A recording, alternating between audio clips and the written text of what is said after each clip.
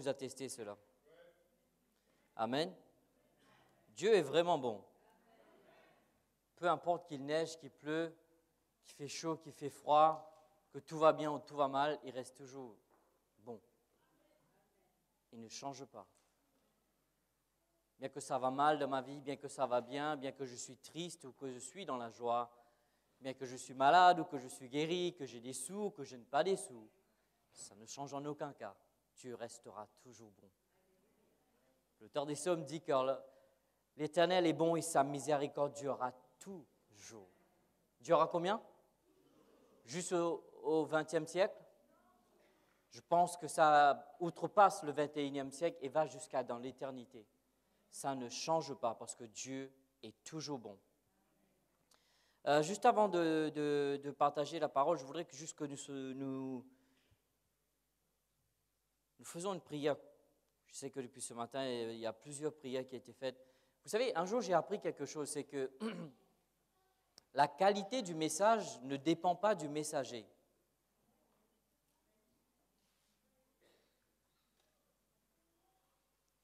Je vais refaire ma phrase. Je disais, la qualité du message ne dépend pas du messager, mais plutôt de ceux et celles qui reçoivent. Alors ce matin, si vous avez une grande faim et une grande soif, vous allez être rassasiés. Parce que Dieu dit, heureux ceux qui auront faim et qui auront soif. Et ils seront quoi? Alléluia. Vous avez tous vos Bibles? C'est vrai, il y avait un certain moment que j'ai arrêté de le faire, mais je pense que c'est quelque chose que nous devrions continuellement le faire. Prendre notre Bible, la brandir pour rendre le diable furieux. Tu sais, lorsque tu apprends la capacité que ce livre a, ta vie est sur le point de changer. Parce que c'est vrai que des fois, on pense que ce livre en lui-même, comme ça peut sembler être rien. Mais lorsque ce livre puisse être ancré en toi, dans ton cœur, sur la table de ton cœur, la Bible dit, ça peut causer des changements, des transformations, des délivrances, des guérisons, des restaurations. Alors, nous allons rendre le diable furieux ce matin. Alléluia. Tu sais, je vais te dire deux choses que j'ai apprises dans ma vie, c'est que la plus grande tristesse de Dieu, c'est lorsque tu doutes de lui. La plus grande joie de Dieu, lorsque tu crois en lui. Le plus grand cauchemar du diable, lorsque tu crois en ce livre. Oh là, il est en panique totale. Alors nous allons prendre notre Bible, gloire à Dieu, nous allons la brandir en haut, alléluia, nous allons faire en sorte que nous faisons le monde entier connaître, savoir que nous sommes un peuple qui croit en ce livre, alléluia. Dites ceci est ma Bible, je suis ce qu'elle dit que je suis, j'ai ce qu'elle dit que j'ai, je peux faire ce qu'elle dit que je peux faire, je suis sur le point de recevoir la semence incorruptible, indestructible, parole de Dieu. Mes pensées sont alertées, mes oreilles sont ouvertes, mon cœur est réceptif. Et dans le nom de Jésus, ma vie ne sera jamais, jamais, jamais la même. Oh, si vous le croyez, acclamez le Seigneur, gloire à Dieu, alléluia. Wouh!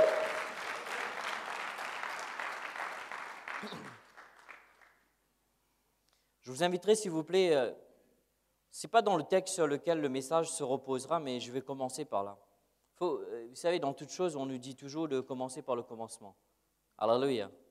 Si vous allez dans l'Ancien Testament, si vous regardez dans le 2e livre de Chroniques, si je ne me trompe pas, c'était le texte que Pasteur Catherine a utilisé dans Priscalis, le texte que David Placide a utilisé pour l'exhortation au JBB, c'est le texte que Dieu m'a donné pour introduire le message ce matin. 2e Chronique, le chapitre 7, le verset 14. D'ailleurs, les élèves Priscalis devraient être déjà là-bas avant même que je le cite. Si vous étiez réveillés pendant les cours. Oups, je l'ai dit. Excusez-moi.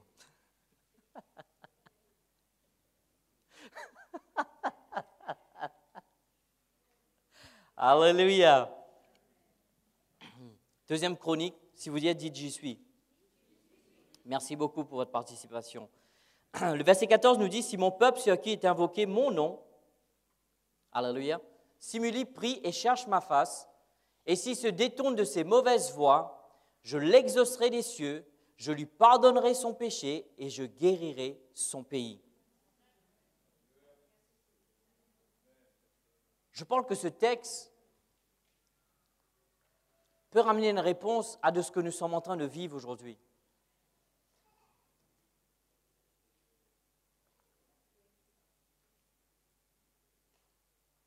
Je vais vous dire une chose qui peut-être va vous mettre mal à l'aise parce que je suis mal à l'aise.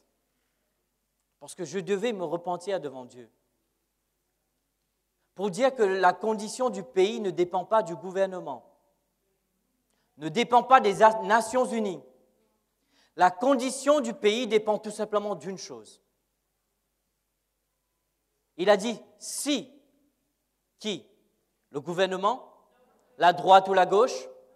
Les blancs ou le vert, peu importe. Non, il a dit si mon peuple. Voilà ce que la parole de Dieu dit. Si mon peuple, sur qui est invoqué mon nom, s'humilie, prie, cherche ma face, se détourne de ses mauvaises voies. Remarquez bien la condition que Dieu met. Il te dit simplement deux choses. Il te dit, si tu fais ça, alors seulement tu auras ça. Mais par contre, si seulement tu le fais, premièrement. Tu ne pourras jamais avoir. Nous sommes tous en train de jeûner, prier, crier, manifester. Vous devriez y aller le 26, gloire à Dieu, parce que j'y serai moi aussi. Vous savez, j'étais en train de parler, d'ailleurs, je voudrais dire un petit coucou à tous nos jeunes que j'aurais aimé que vous applaudissiez. Vous savez, je disais dans la réunion de l'équipe de dire que la majorité des jeunes étaient à la manifestation. Quel exemple! On peut les applaudir, gloire à Dieu.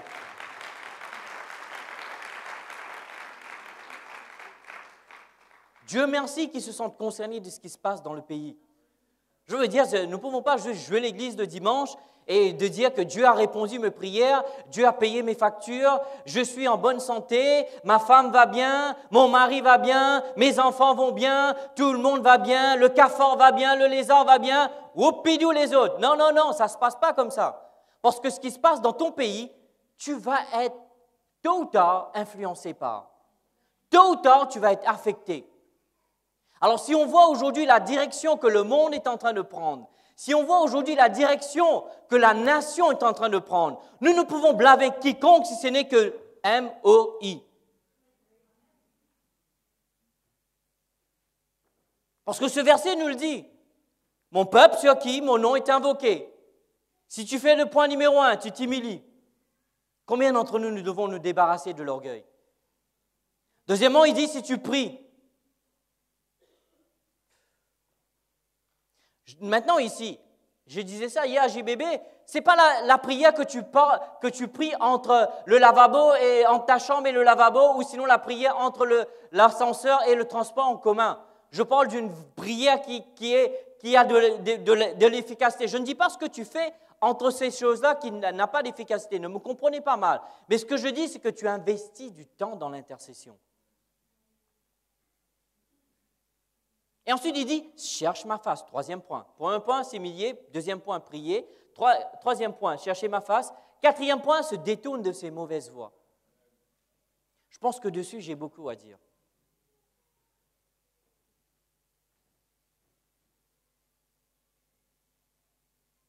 Aujourd'hui, l'Église pointe le doigt au monde et critique le monde.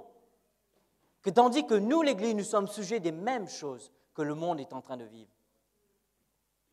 Si l'Église serait mise debout des années 50 et 60 pour se mettre contre tout ce qui est l'avortement, on ne serait pas là aujourd'hui. On s'est tué.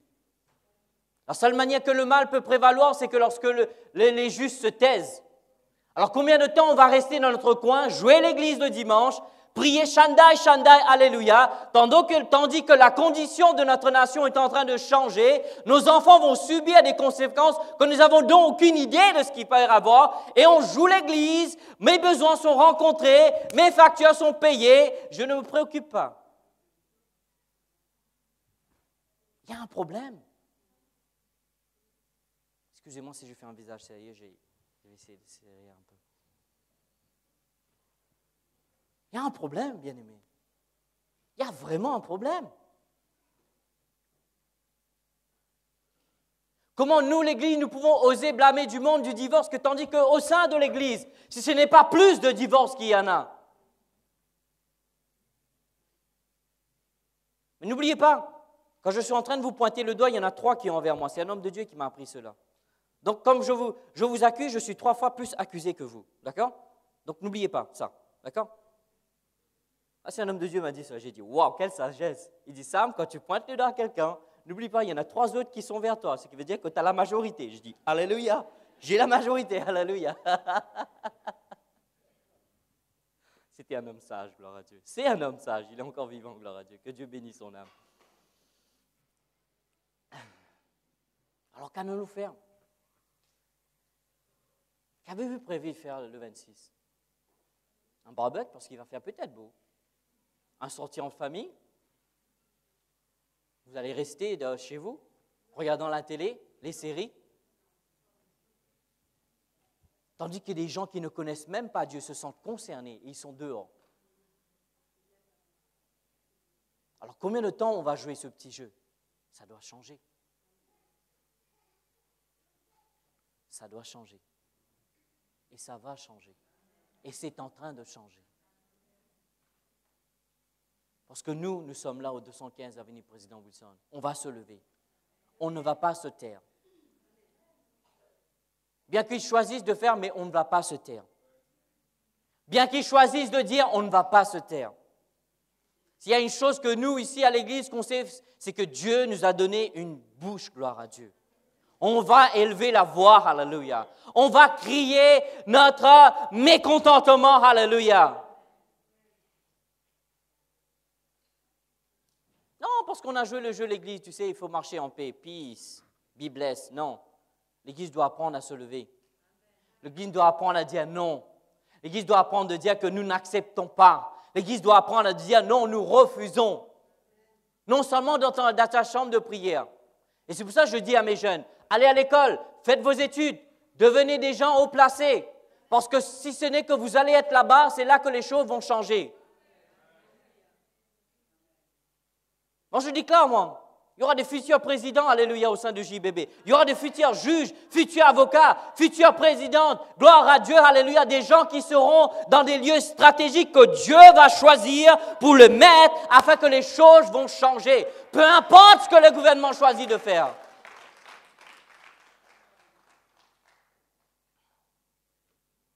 Excusez-moi si je crie. Et ensuite, Dieu, si tu fais ces choses-là, il dit, je te donnerai le pardon. Mais ce que j'aime, c'est qu'il donnera la guérison du pays. Croyez-vous que notre nation est malade?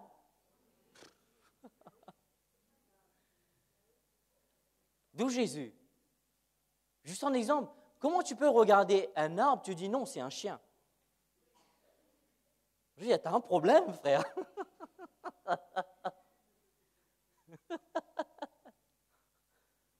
On ne va pas rentrer en détail, je suis sur l'Internet, je ne vais pas trop parler, mais vous comprenez. Alléluia.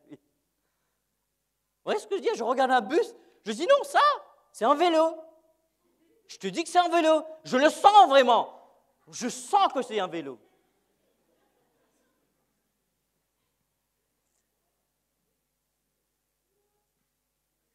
Et on accepte ça. On dit oui, amen, à ça. On se demande après pourquoi rien ne se passe. Il faut faire quelque chose, l'Église. Il faut se lever, l'Église. Je pense que vous, parents, vous devriez commencer à encourager vos enfants. Vous mettez dans les jeûnes et de la prière. Passez moins de temps devant vos feuilletons et de prier pour que cet enfant puisse prendre un lieu stratégique dans la nation. Parce que ce n'est que là que ça va changer. Ce n'est pas restant dans le jeûne et la prière. Le jeûne et la prière fait partie de cela. Mais il faut être dans des lieux stratégiques, dont nous allons voir un homme dans la Bible, qui était dans un lieu stratégique, et les choses stratégiques ont pu se passer, non seulement pour lui, non seulement pour sa famille, mais pour la nation, pour le peuple. Il dit, je donnerai le pardon, je donnerai la guérison du pays, et tes prières seront exaucées. Comment entre nous avons besoin de l'exaucement de nos prières? Humilie-toi, prie, cherche sa face, et détourne-toi de tes mauvaises voies. Tu sais, nous devons arrêter de caresser le péché. n'ai pas parlé assez fort. Augmente le son, s'il vous plaît, Sono. Je disais, il faudrait commencer à arrêter de caresser le péché. Appelons un chien un chien. Si c'est un péché, ce n'est pas une faiblesse, c'est un péché. Débarrasse-toi-en.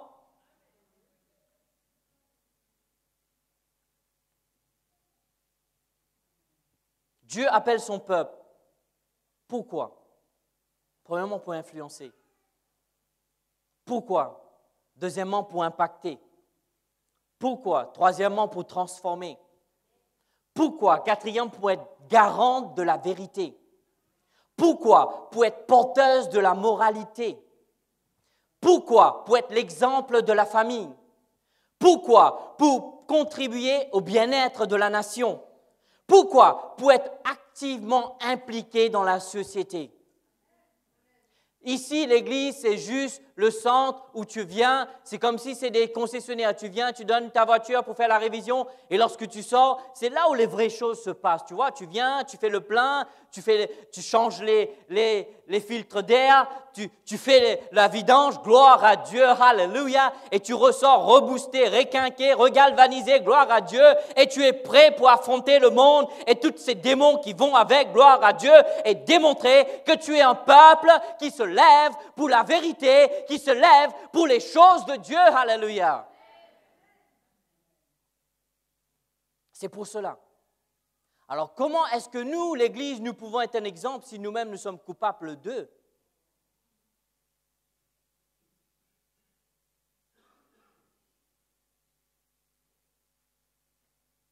Je ne peux pas dire à Jonathan de ne pas mentir si moi-même je mens. Ce serait fou. Alors l'Église, les choses doivent changer, l'Église. La prière, c'est que chacun d'entre nous, que nous puissions arriver à cette conclusion, que de dire que ma vie ne consiste pas juste métro, boulot, dodo, avoir un bon boulot, avoir assez de sous pour ma retraite, vous préoccuper de tout ça. Non, vous avez un destin en Dieu. Vous avez une chose, une mission. Vous avez un mandat de la part du ciel que Dieu vous a donné. Vous devriez prendre votre place, faire ce que vous devriez faire pour que vous soyez prêts, gloire à Dieu. Lorsque l'opportunité vient et que vous dites que vous devez vous préparer, peut-être c'est un peu trop tard. C'est la sagesse, vous pouvez l'écrire. Moi, je l'ai écrit sur la table de mon cœur. Lorsque l'opportunité vient devant vous et que vous vous dites que vous devez vous préparer, peut-être le mot trop tard et peut-être le mot juste pour le moment. Non, c'est pour ça qu'il faut toujours se préparer. On me demande toujours, tu es prêt pour prêcher? Je dis toujours, où je suis toujours prêt, gloire à Dieu. Comme dans le western. Les Clint Eastwood, il était toujours prêt à dégainer, gloire à Dieu. Peu importe où je suis, gloire à Dieu. Je suis juste prêt, gloire à Dieu. Alléluia. Excusez-moi si je crie, mais je ne peux pas m'empêcher. Nous allons parler sur la restauration de la muraille et des portes. Aujourd'hui, nous allons nous focaliser sur la muraille. Je vais vous donner un petit peu le background historique de ces deux livres dont le Seigneur m'a inspiré. Si vous allez dans Néhémie, le chapitre 2, le verset 17, au fait, tout le message se reposera dans le livre de Néhémie. Je prendrai quelques exemples d'Esdras, mais tu sais, c'est fascinant. Tu sais, lorsque tu lis le livre de Corinthiens, tu vois l'apôtre Paul qui est en train de parler à l'église de Corinthe. Il dit toutes les choses qui se sont produites dans 1 Corinthiens, 2 Corinthiens, si je ne me trompe pas, le chapitre 10, à partir du verset 1 à 13, quelque part. Il dit que tout ce qui s'est produit, c'est à être un exemple et à l'enseignement. Je pense que vous et moi, ces livres-là ne sont pas là juste pour dire que c'est des livres historiques. On peut apprendre de l'histoire. Je dis, on peut apprendre de l'histoire. Regardez ce qu'il dit. Néhémie, le chapitre 2, le verset 17, il dit, c'est alors, vous y êtes? Il dit, c'est alors seulement que je leur dis, vous voyez vous-même, quel est notre malheur? Jérusalem est en ruine et ses portes ont été détruites par le feu. Allez, reconstruisons le rempart de Jérusalem pour que nous ne soyons plus dans cette situation humiliante.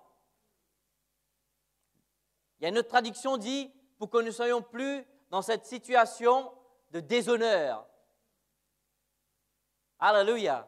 Il y a une autre traduction qui dit, pour qu'on ne soit plus dans une situation de d'opprobre. Tout cela résume une chose, c'est un déshonneur pour le peuple d'Israël d'arriver à ce moment précis qu'ils étaient en train de vivre. Et si vous étudiez depuis le commencement, gloire à Dieu, à chaque fois que la création s'est détournée du Créateur, il a subi des conséquences ignobles. Jusqu'aujourd'hui, nous sommes toujours en train de voir les effets. Jusqu'en 21e siècle, vous vous rendez compte?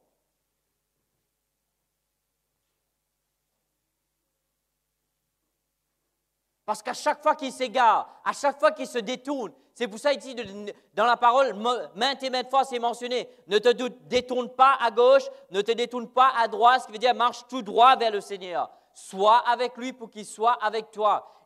Ici, il dit que c'est alors seulement que je leur dis, vous voyez.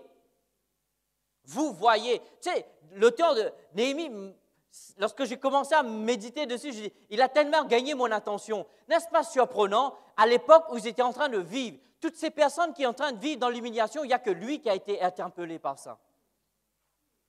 Tu te rends compte? Je vais vous dire, il y en a plein dans l'Église qui ne sont pas concernés de ce qui se passe pour le 26. Nous devons nous sentir concernés de ce qui va se produire. Vous vous rendez compte quel type de porte qui a été ouverte sur la nation? Laissez-moi vous dire, c'est sur l'Internet, c'est pas grave. Je vais vous dire, un client où j'ai livré un musulman, il me dit, Samuel, ce gouvernement, tu n'as aucune idée ce qu'il est en train de faire. Parce que ce qu'ils ont voté, ce qui se passe, c'est que maintenant, on est en train de promouvoir bientôt la pédophilie. Parce qu'ils auront le droit légal de prendre des enfants. Alors, demandez-vous pas ce qui va se produire. Et on dit oui, amen à ça. On reste tranquille. Oh, j'ai mon bobo. Le pasteur n'a pas prié pour moi. Et la nation est en train de sombrer. Tu sais, il est arrivé un moment, j'ai 2 enfants. Je te dis, je commence à être concerné. Quel type de destinée qu'ils vont avoir? Quel type d'environnement qu'ils vont vivre? Nous, on a été gâtés. Mais pas eux. Vous vous rendez compte, quand ils vont aller à l'école, ils vont le dire, tu te sens être un bus aujourd'hui sans un bus. C'est ce qu'ils vont enseigner parce qu'ils ont dit qu'ils allaient l'enseigner à vos enfants. Oui, à vos enfants. Même pas au collège, à partir du primaire.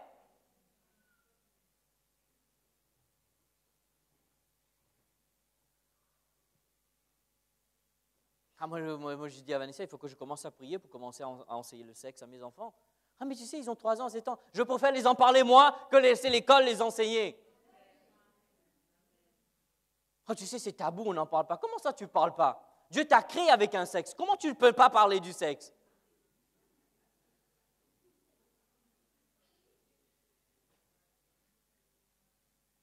Il faut qu'on se lève, peuple de Dieu.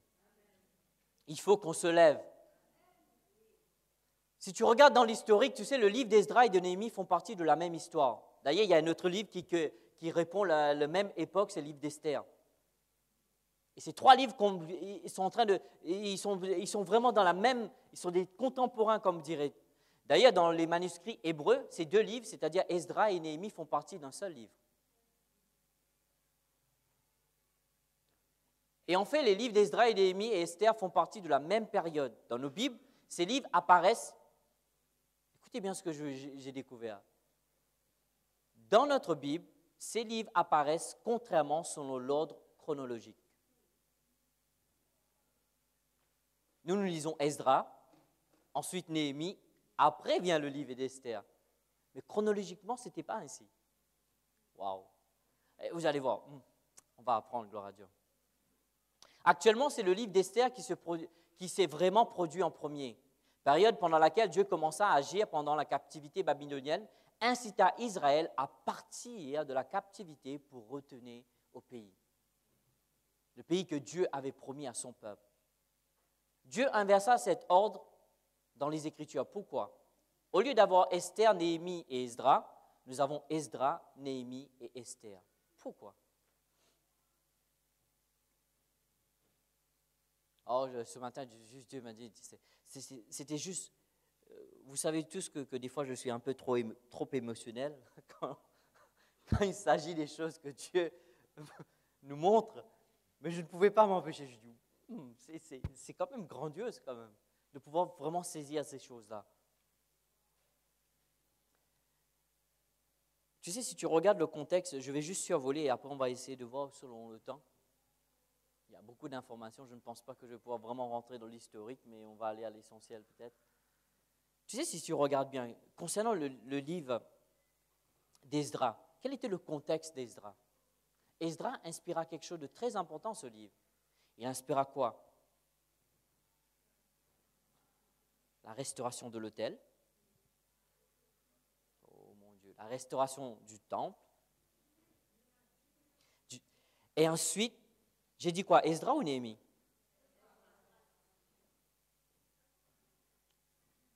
Et la restauration de l'adoration. Tout commence par ça. C'est pour ça que Dieu l'a mis inversement selon l'ordre chronologique. Dieu dit, je veux restaurer ma présence dans le lieu du temple. Dieu dit, je veux restaurer ma présence sur l'autel. Je vais vous dire ceci, de Corinthiens 3,16, ne savez-vous pas que votre corps est le temple du Saint-Esprit? Ce qui veut dire que votre corps est le temple de Dieu. Et votre esprit est l'autel sur lequel la présence de Dieu réside. Ça représente le livre d'Esdras. Dieu a voulu restaurer premièrement sa présence en vous. Et ensuite, deuxièmement, oh là là là là là là là là. Deuxièmement, il incita Néhémie. Je vais vous dire, je suis en train de paraphraser, je veux dire si je ne me trompe pas, j'ai 15 pages. Et ensuite, il inspira le livre de Néhémie. Néhémie, c'était quoi sa vocation? C'était de reconstruire la muraille. Et aujourd'hui, on va se focaliser que sur la muraille et la prochaine fois que je vais prêcher, je vais me focaliser sur les portes. Tout ça a une signification pour vous et moi. Beaucoup enseignent sur la muraille le fait de constituer concernant l'intercession. Mais je veux aller au-delà. Je dis, je veux aller au-delà. Qu'est-ce que vraiment représente la muraille? Premièrement, la muraille représente la protection. Deuxièmement, la muraille représente qui empêche toute invasion. Ce qui veut dire qu'il y a une protection. Tu vois, je me demande si nous, l'Église, nous ne devrions pas sentir comme Néhémie disait au peuple, ne voyez-vous pas que nous avons baissé notre garde et nous avons accepté ce que le monde nous donne et maintenant nous sommes dans les déshonneurs et dans la honte, dans le propre, dans l'humiliation parce que notre voix n'est pas entendue. Pourquoi? Parce que nous avons baissé la garde. Nous avons laissé des brèches au travers, des fissures au travers de nos murs de protection. Parce que qu'est-ce qui nous garde forts ou fortes en tant qu'Église, si ce n'est que notre protection? Mais une fois que la protection s'enlève, nous sommes juste susceptibles qu'à quoi? Endurer. Et c'est pour cela, excusez-moi, que vous et moi, nous devons vraiment considérer cela. Tu sais, regarde cela, il dit non seulement restaurer, et Esdras a restauré l'autel, quelqu'un dit l'autel, le temple et l'adoration. Remarque bien l'ordre. Tu dois être sauvé, la présence de Dieu vient en toi et tu commences à devenir un adorateur. Et parce que Dieu ne cherche pas des louangeurs, Dieu cherche des adorateurs. Jean chapitre 4, le verset 23-24, gloire à Dieu, alléluia. Et ensuite, arrive à Néhémie, il dit, construis une muraille. Ce qui veut dire que maintenant tu es sauvé, tu as la présence de Dieu en toi, tu deviens un adorateur, maintenant Dieu te demande de commencer à mettre ta protection. L'Église a laissé la protection de la famille, la protection de la pureté, la protection de la sanctification. Je vais vous dire, aujourd'hui, il y a autant de péchés dans le monde qu'il y en a dans l'Église. Et après, on se demande pourquoi on n'a pas d'impact dans notre société. Tu ne peux pas avoir d'impact. Tu ne peux pas toi-même de parler au sujet de quelqu'un concernant quelque chose que toi-même tu sais que tu es en train de lutter avec. Alors je pense que l'Église doit se lever et prendre sa place. Je vous dis cela avec beaucoup de respect. Je ne suis pas en train de venir ici pour vous critiquer ou pour vous juger ou quoi que ce soit. Mais je suis en train de vous dire, bien-aimés, il faut qu'on change. Il faut que l'Église prenne sa place pour qu'on puisse avoir un impact. Alléluia.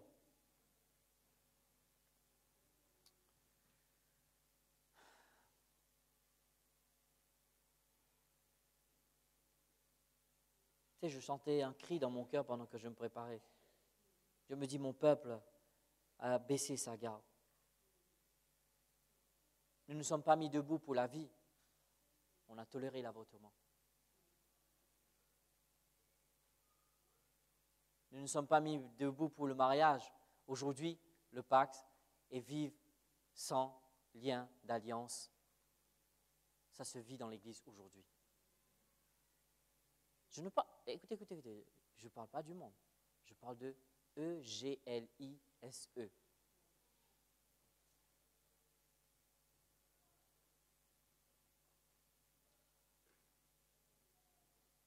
Le fait d'avoir des enfants. Tout ça, je suis en train de vous dire, pourquoi je suis en train de vous dire tout cela? Et j'étais en train de me demander, je dis, Seigneur, comment est-ce que moi, je pourrais avoir une influence quelconque si ces gens-là connaissent ma vie mieux que quiconque, que ma vie est autant sale qu'eux? Alors, je n'ai rien à dire. Je ne peux que faire une chose, c'est de me taire. Mais je n'ai pas envie de me taire. Alors Dieu dit, change, Sam.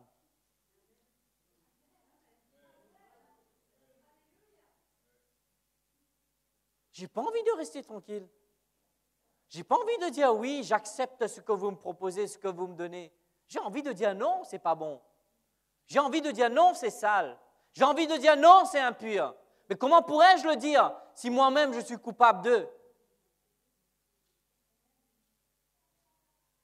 Combien d'entre nous, le mur de la famille s'est écroulé? Combien d'entre nous, le mur de la sanctification s'est écroulé? Combien d'entre nous, le mur de la moralité? On ne sait même pas c'est quoi la moralité. C'est quoi ça? De quoi tu parles, Samuel? On est au XXIe siècle. On ne parle pas de ça.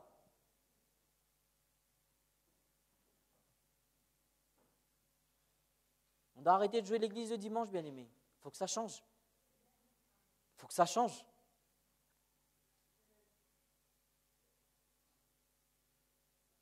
On doit commencer à prendre au sérieux notre vocation. Et maintenant, je vais parler à vous, Marie. Arrêtez de traiter votre épouse comme si c'était la serpillière, parce que c'est une créature de Dieu. Alors, comment veux-tu aider quelqu'un qui est en train de vivre une séparation et que toi-même, tu traites ta femme comme une serpillière? Alors, vous, épouse, ne rigolez pas trop, je vais venir là où vous êtes, vous aussi. Vous n'êtes pas la deuxième mère de votre époux. Il n'en a qu'une, pardon. Oups! Hors de moi, Satan!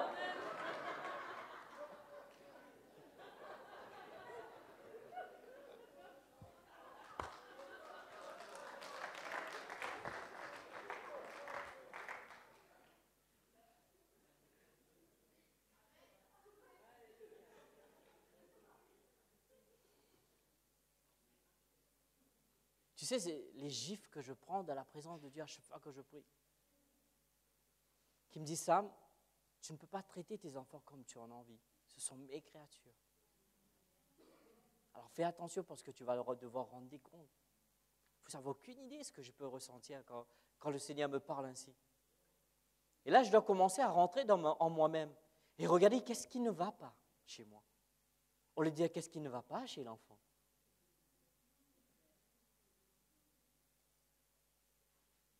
Tu sais, ton enfant n'est pas juste un poids que Dieu t'a donné à porter. Hein.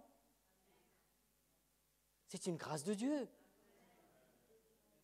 Je dis, c'est une grâce de Dieu.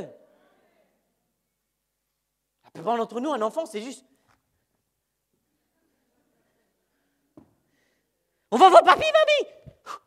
Bon débarras. Si vous ne bougez pas trop, on saura qu'on ne parle pas de vous. Ça doit changer.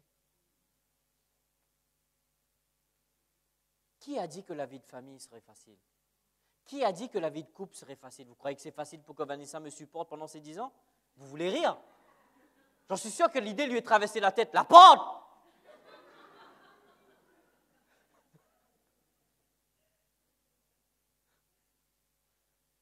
Mais non. J'aime bien ce qu'elle dit. En aucun cas, je me corromprai pour toi, Sam, parce que j'ai une alliance avec mon Dieu. Waouh, chapeau!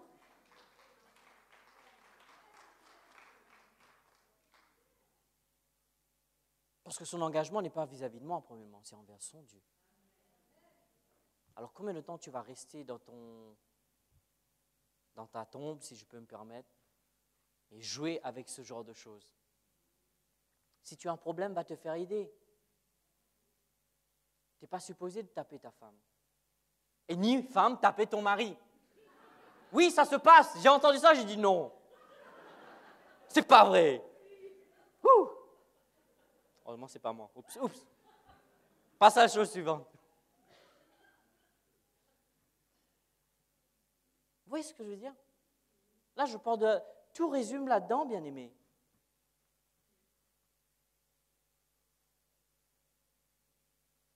Tu vois comment Dieu pourrait te parler lorsque Jonathan vient vers moi et il dit à sa mère, c'est pas grave, papa a été méchant avec moi, mais je l'aime de tout mon cœur. Là, tu prends une gifle de la part du ciel. Tu sais, tu dois arrêter de jouer ce petit jeu.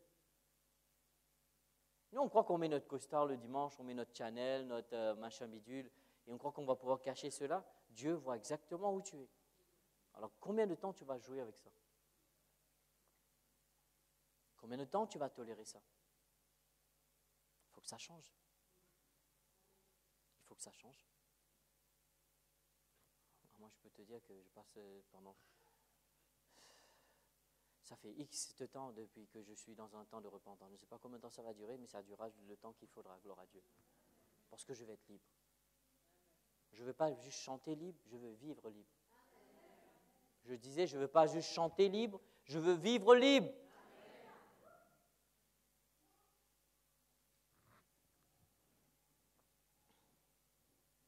La reconstruction. Quels sont ces murs dans lesquels de ta vie que tu as baissé? Quels sont ces murs-là? Je n'ai pas besoin de te le dire, tu le sais. Ces choses que tu as laissées envahir ta vie et qui t'empêchent d'être une lumière, bien que la parole de Dieu dit, vous êtes la lumière du monde. Et il dit, si le ténèbre en vous est grand, comment est-ce que cette lumière pourrait se manifester? C'est paradoxe ce que l'Écriture dit quand même. Tu te rends compte? Je n'ai jamais compris cela, si ce n'est qu'après avoir rentré dans les fondements de la vérité de Dieu. Je dis, comment il peut parler à nous, enfants de lumière, et maintenant il me parle maintenant si cette ténèbre elle est plus grande, cette lumière ne peut pas se manifester, ce qui veut dire que toi et moi, on est comme des Dalmatiens, tu vois. En fait, on est comme des chiens noirs. Quand on est sauvé, on devient des Dalmatiens, tu vois. Et au fur et à mesure qu'on vit notre sanctification, ces petites taches diminuent. Mais beaucoup d'entre nous, on a encore des points. Et d'autres comme Samuel d'ailleurs. Mais il y en a qui sont petits, mais il y en a quand même. Alors, est-ce qu'on va aller jusqu'au bout? Quels sont ces murs que tu as laissés, l'ennemi renversé dans ta vie? Ces murs qui te protégeaient, que tu as tolérés au nom de l'amitié, au nom pour que tout le monde m'accepte. Allô? Amen? Quelqu'un a dit, ouais, mais je préfère être, tu sais, accepté de Dieu et rejeté de l'homme. Mais moi, je vais les deux, mais je préfère le premier. Alléluia. Le livre de Proverbes nous dit que la crainte de l'homme tend un piège. Tu peux plaire tous, jamais tu arriveras. J'ai compris une chose, moi. Jamais je pourrai vous plaire tous ici. OK? Alors, si je vous ai déçu, pardonnez-moi. Je fais une chose. Je prie celui qui m'a sauvé. Alléluia. Amen. Alors, combien de temps? La parole de Dieu nous dit qu'on est seulement l'esclave des choses qu'on laisse triompher sur nous. Quelles sont ces choses sur lesquelles tu laisses l'ennemi faire la fête sur ta vie? Quelles sont ces choses que tu as tolérées, que toi tu sais? Excuse-moi, il y en a 3 vers moi, n'oubliez pas. Quelles sont ces choses-là? Et combien de temps on va tolérer ça? Combien de temps on va laisser ça?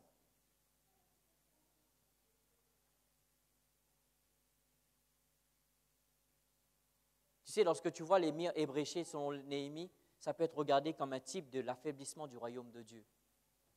Pourquoi l'impact du royaume de Dieu est aussi faible? Parce que vous et moi, on a laissé nos murs se faire renverser. On a baissé la garde. On ne s'est pas tenu pour la vérité. On n'a pas voulu être les garants de la moralité. On n'a pas voulu être ceux qui se tiennent sur la vérité. Parce qu'on s'est dit, oui, mais de toutes les manières, tout le monde accepte cela. Non, ce n'est pas normal. Alléluia. Vous savez, même en regardant la télé, Vanessa, on s'efforce. Et dès qu'on voit les gens commencent à penser, les enfants fermez les yeux, mais vous savez, s'ils le font, c'est qu'ils sont mariés. Alors je vais dire, je vais les endoctriner, gloire à Dieu.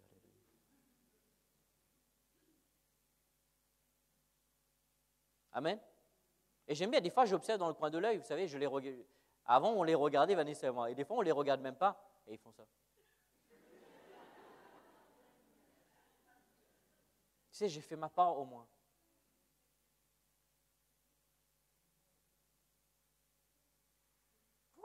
Juste parce que c'est le Hollywood, ça ne veut pas dire que c'est validé par le ciel. Hein. Oh, vous croyez que Hollywood venait du ciel, mais je vous ai appris une révélation, là, dis donc.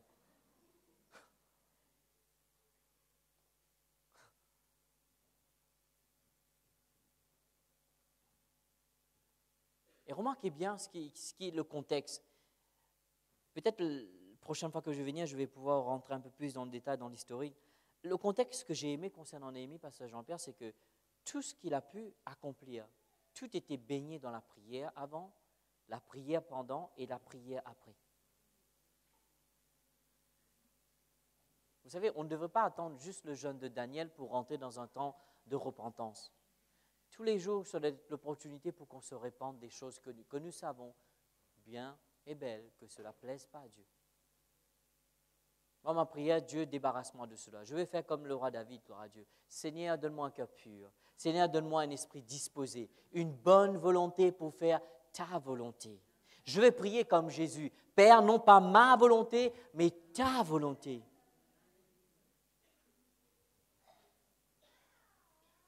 Alléluia. Remarquez bien, il n'a pas choisi son confort, bien qu'il était échanson du roi, et de disant, le peuple était en train de vivre l'opprobre, mais moi j'étais dans le palais.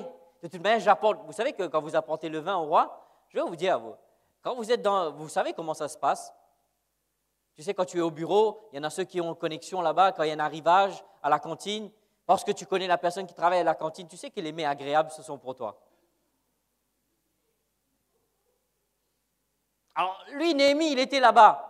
Mais malgré sa statut social, il n'a pas regardé que pour lui. Il s'est accepté, osé aller demander le roi. Tu sais ce que je regarde? Je regarde le chapitre 1 de Néhémie, à peu près le mois de Nissan qui dit le verset 1er. Et le mois de Nissan représente le mois d'avril.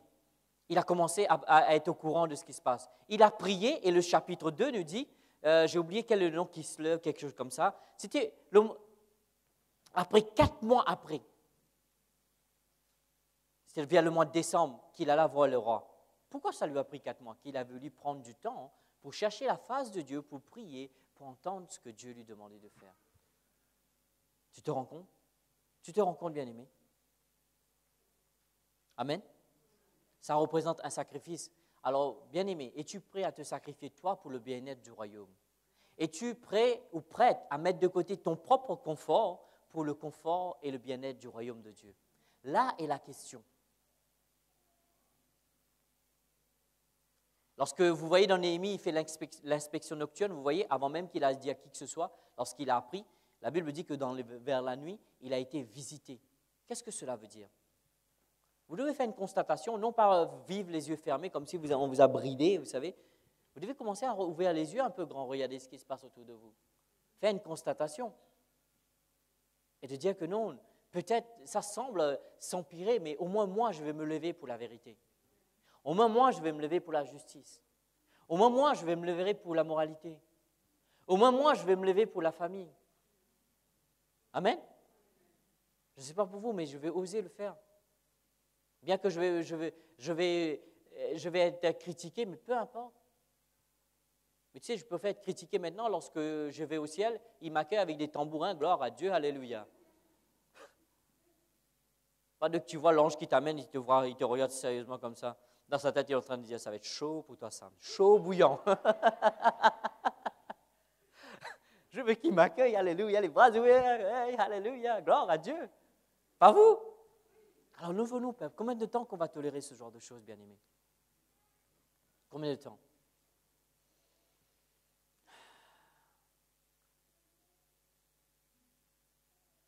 Un mur de séparation exerce-t-il toujours son rôle dans ta vie? Sache-le, bien-aimé, la séparation est nécessaire. Non seulement du mal doctrinal ou moral, mais aussi du paganisme et de l'idolâtrie. Beaucoup disent, oui, mais l'idolâtrie, c'était les gens qui prient des dieux idoles, comme je l'étais dans le temps. Mais ce n'est pas que ça, l'idolâtrie. L'idolâtrie, ça peut être aussi ce qu'ils sont en train de promouvoir, là, la loi qu'ils viennent de voter. Ça peut être considéré aussi comme l'idolâtrie.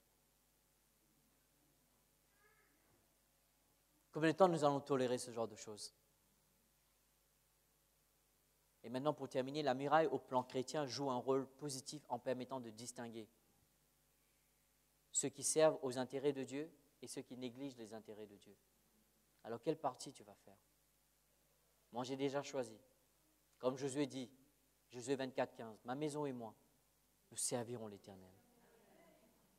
Et moi, je veux dire, 215 avenue Président Wilson, nous faisons le choix, nous prenons la décision à vivre pour les intérêts de Dieu. Et nous servirons l'Éternel. Nous, nos enfants, les enfants de nos enfants, dans le nom de Jésus, nous servirons l'Éternel. Alléluia. Oh, gloire à Dieu. Tu sais, plusieurs passages bibliques établissent une différence, reconnaissent un mur pour ainsi dire, ceux qui maintiennent les droits de Dieu et ceux qui bafouent ou ignorent les lois de Dieu. Écoute bien, je ne parle pas du monde, je parle dans l'Église. Dans l'Église.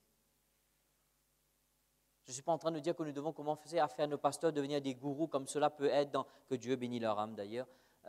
Non, ce que je veux dire, c'est que quand tu as certaines choses, prends un conseil sage de la part de ton pasteur. Prends un conseil sage de la part de tes responsables. Je veux juste te poser une question. Tu crois que Jésus avait envie d'aller à la croix? Non, juste réponds-moi s'il te plaît. Tu crois que vraiment il avait envie d'aller à la croix? Moi, je te dis que non. Vous avez bien vu comment il a lutté. Il a transpiré même des sueurs de sang.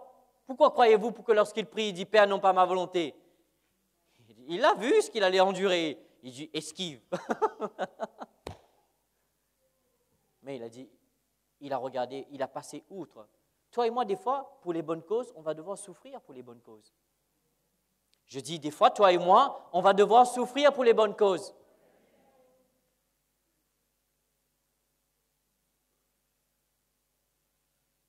Il faut arrêter de jouer, bien-aimés. Il faut qu'on commence à prendre notre vie en main. Prendre notre situation en main. Prendre notre famille en main. Je peux vous dire que je gueule quand je prie, alléluia. Excusez-moi l'expression, quand je prie pour moi, ma femme, mes enfants. Je veux dire, non, vous m'entendez prier au nom de Jésus. Mes enfants, aucun diable, aucun démon les arrêteront dans le nom de Jésus.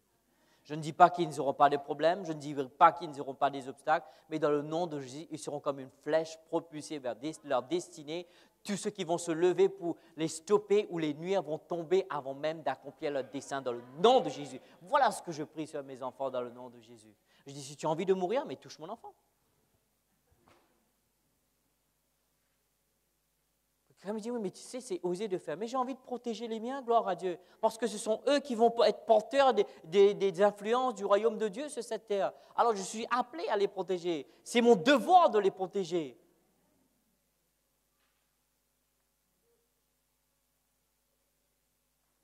Maintenant, je vais poser une question avant de clôturer. Qui croit que vraiment nous devons rentrer dans un temps de repentance avant que nous quittions ce lieu? Écoute, je ne parle pas de prier pour les péchés des jeunes, je parle pour tes propres péchés. Tu vois ce que je veux dire? Oups, il y en a 3 envers moi, n'oubliez pas. Amen? Quelles sont ces choses que tu sais qui empêchent Dieu de se manifester, qui bloquent Dieu à agir? Quelles sont ces choses-là? Oh mon Dieu, c'est bien des fois, mais je sentais vraiment que le message n'allait pas être comme j'avais préparé. De toutes les manières, ce n'est pas mon message, c'est le sien, gloire à Dieu. Et toute la gloire lui revient à lui, alléluia, amen. Papa, je veux juste te remercier pour ces moments passés dans ta parole. Et je fais vraiment ce que tu m'as inspiré selon mon cœur. Mais ma prière, c'est que personne ne sort ici avec un esprit de condamnation, mais plutôt avec un esprit de conviction. Parce qu'il y a une grande différence entre la conviction et la condamnation. Ton Saint-Esprit, tu ne nous as pas envoyé ton Esprit Saint pour nous condamner, mais pour nous convaincre. Alors Père, je te demande de nous convaincre de ces choses qui ne te plaisent pas. Dans le nom de Jésus, amen. Merci beaucoup, que Dieu vous bénisse. Alléluia.